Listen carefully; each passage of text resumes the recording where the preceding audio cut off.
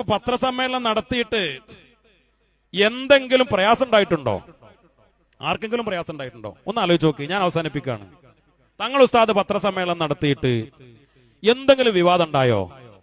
ഇപ്പോ തമാശ പറയാണ്, മന്ത്രിമാര് വരെ വലതും പറഞ്ഞിട്ട് പിന്നെ പിൻവലിക്കുക അല്ലേ വിവാദമാവുമ്പോ. ഇപ്പൊ ഏറ്റവും കഴിഞ്ഞ ആഴ്ചയിൽ എന്തൊക്കെ നമ്മൾ കണ്ടു. പ്രസംഗിക്കുമ്പോ പറയും, പത്രക്കാരോട് പറയും, മന്ത്രിമാര് പറയും, ജനപ്രതിനിധികൾ പറയും, അല്ലാത്തവര് പറയും, എന്നിട്ട് പിന്നെ നേരം വെളുത്തിട്ട് വന്നിട്ട് പറയും ഞാൻ പിൻവലിച്ചു എന്ന് പറയും. ഇന്നേ വരെ സയ്യിദുൽ ഉലമ ഒരു പ്രസംഗത്തിലോ ഒരു പത്രസമ്മേളനത്തിലോ പറഞ്ഞത് പിൻവലിക്കേണ്ടി വന്നിട്ടുണ്ടോ? അള്ളാഹു കൊടുത്തൊരു തൗഫീഖാണ്. നാർക്കോട്ടിക് ജിഹാദുമായി ബന്ധപ്പെട്ട് വിവാദമുണ്ടായപ്പോ കോഴിക്കോട്ടെ പത്രക്കാര് തങ്ങൾ ഉസ്താദിനോട് ചോദിച്ചു. സരസമായ മനോഹരമായ മറുപടി കൊടുത്തു.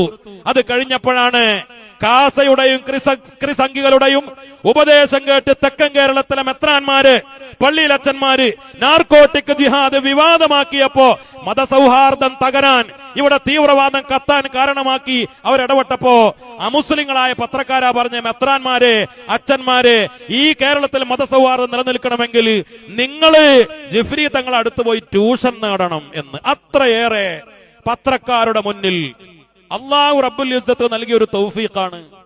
പിന്നെ എന്തിനാണ് ആ മനുഷ്യനെ നിങ്ങൾ വേട്ടയാടുന്നത്? ആ മനുഷ്യന്റെ നിലപാടോ ആ മനുഷ്യന്റെ ഇൽമോ? ഒരു ഫത്വ ചോദിച്ചാൽ കിതാബ് നോക്കട്ടെ എന്ന് പറയണ്ട.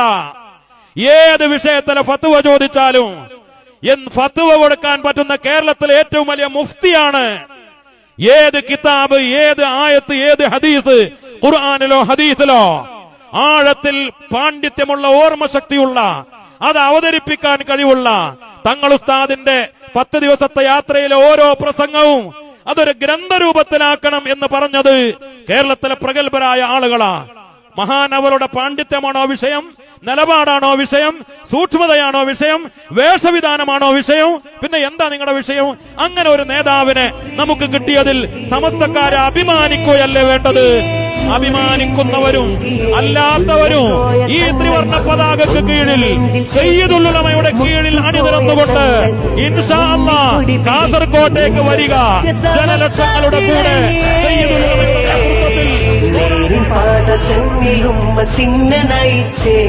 നൂറ്റാണ്ട് നൂറൊളിവിലൻ സമസ്ത ജ്വലിച്ചേ.